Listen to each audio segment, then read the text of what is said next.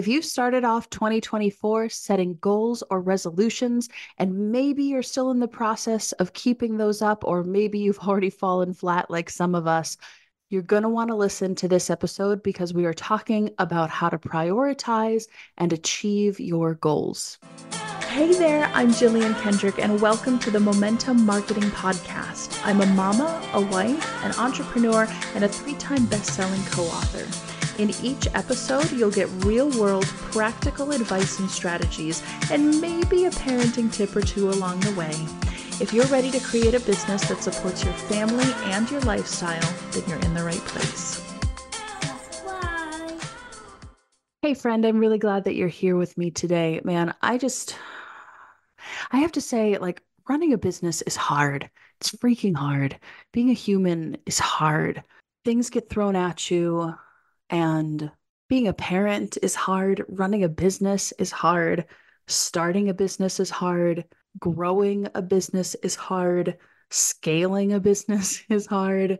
Keeping a thriving business running is hard. Man, like, it's all hard. So I just want to acknowledge you for being here with me, for taking precious, special, important minutes out of your day to listen, to acknowledge that you know there's more out there for you, and to being open and willing to receiving new information. The older I get and the more stuck in my ways that I want to be, I have to constantly remind myself that growth is learning, and learning is hard. If I get stuck in my own mind, stuck in my own ways, or stuck in my own habits, that doesn't equal learning, and no learning equals no growth. So I just want to acknowledge you for being here, for working on yourself, on your business, because as we know, those two things are deeply tied together. And what we're going to talk about today is strategies for achieving your goals. Before we get into that, let me just remind you again, it is the end of January 2024. And if you haven't done it already, there's just a couple more days for you to complete the email authentication and compliance steps that are necessary for you to continue to send email marketing now and in the future. You really only have a matter of days or even hours to get that done. If you are listening to this past February 1st of 2024, then no problem.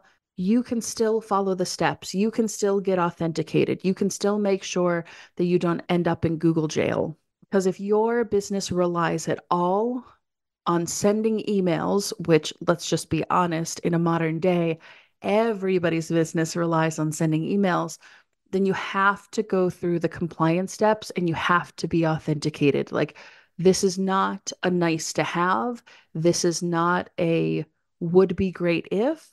This is a you must have this, or Google and Yahoo will block your emails from coming into their servers and ever getting to any of their users. Microsoft is following.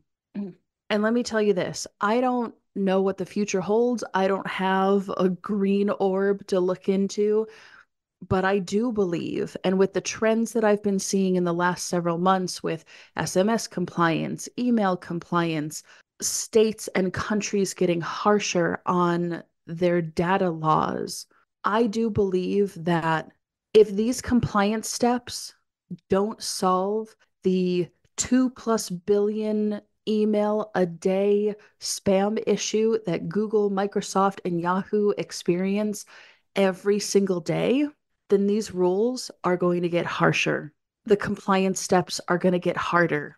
And I'm telling you now, not to freak you out, not to scare you, but to sound the alarm and say, this is important. If you're a brewery in Budapest, if you're a clothing designer in Dallas, if you're a jump rope maker from Japan, it literally does not matter.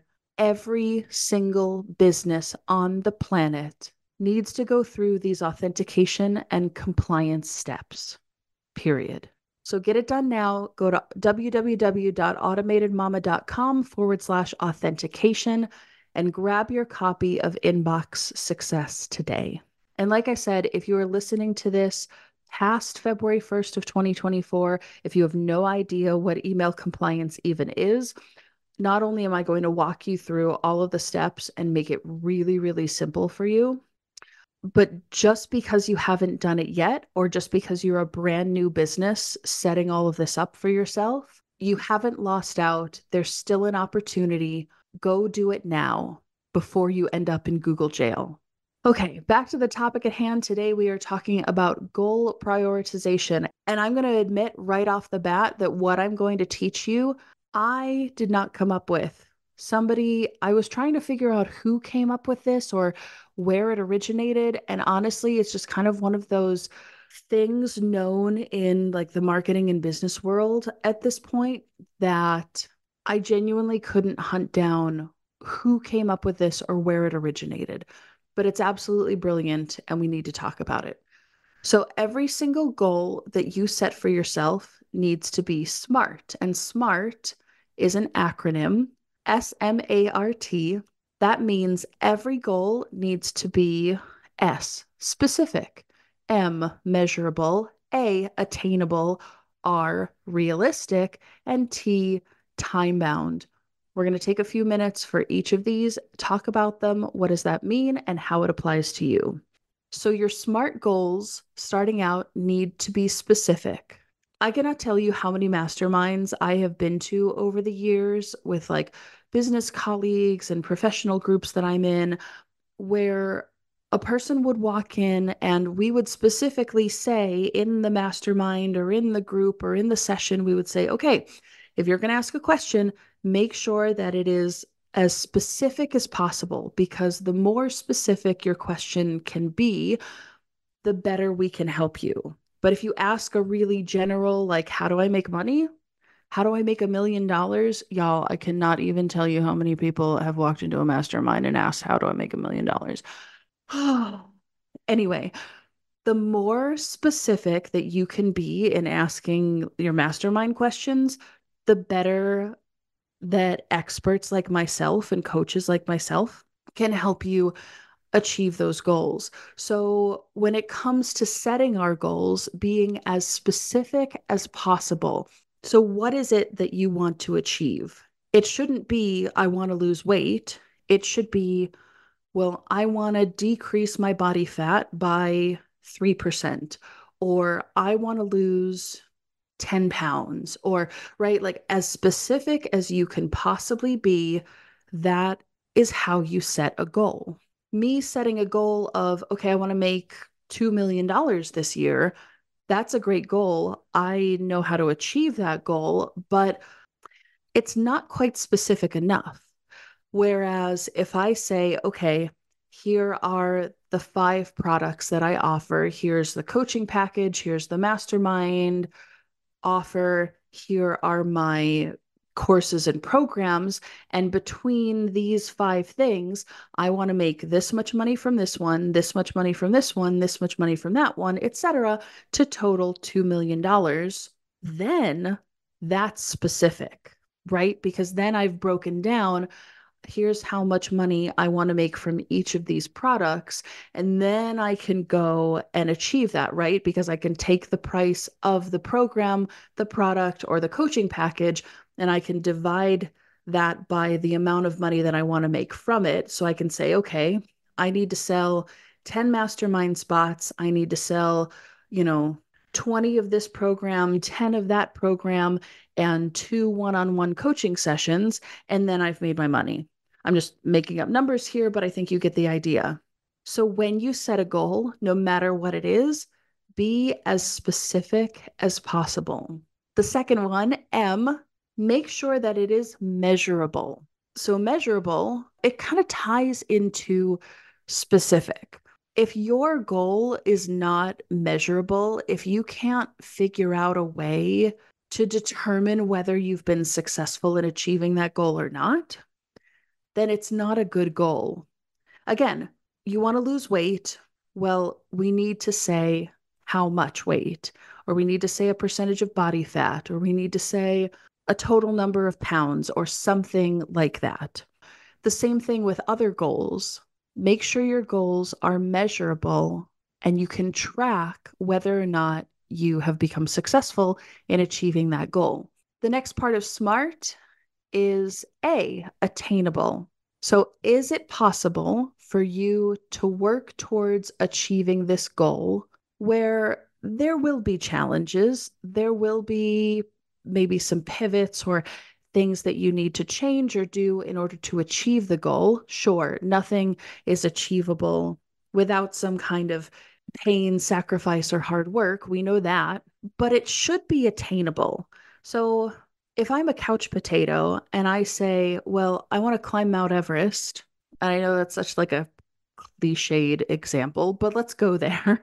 If I'm a couch potato and I say, I have never rock climbed in my life. I couldn't walk a mile without getting winded, but I want to climb Mount Everest. Well, sure, that's very measurable, very specific, but is it attainable at the state that I am right now?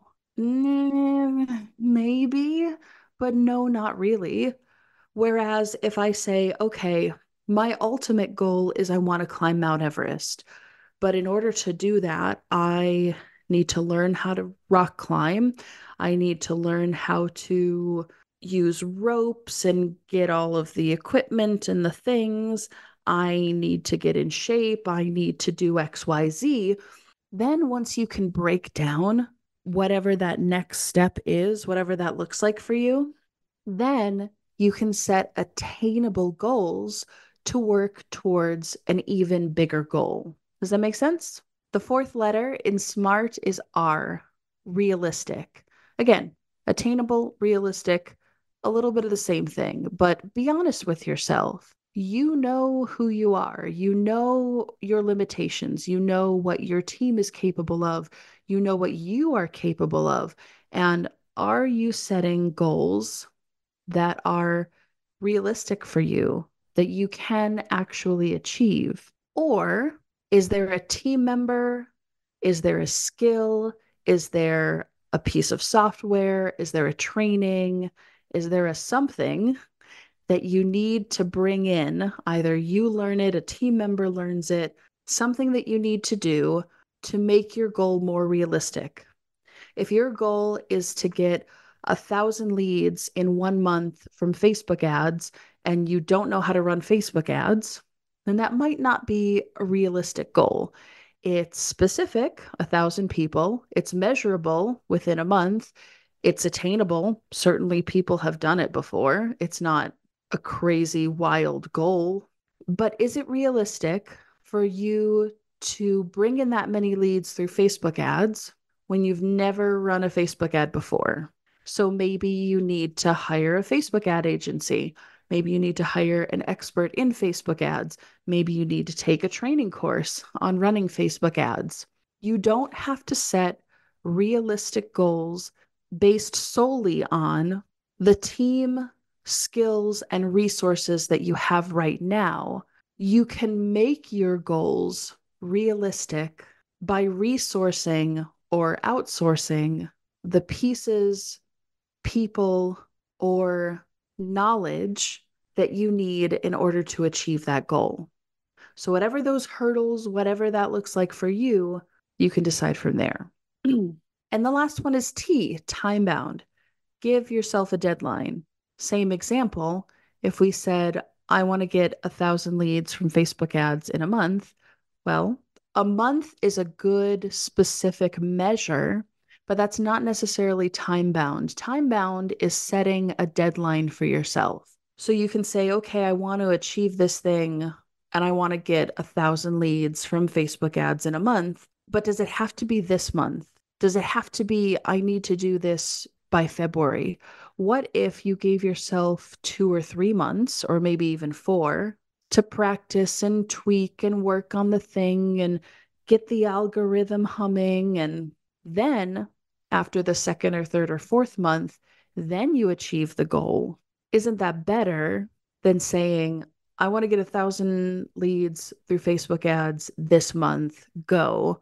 Especially if it's not realistic, especially if you don't have the right resources.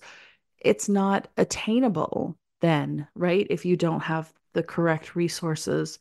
to put in place. So give yourself a deadline, but make sure that it's a realistic deadline. Make sure that it's something that you can achieve. If you're like me and you want to push up your deadline a little bit to kind of push yourself, do it. But maybe you have a secondary deadline. Maybe you have it would be nice if this thing was done in 2 months, but I won't be disappointed or consider it a failure if it gets done in 4 months. So that's the lesson for today.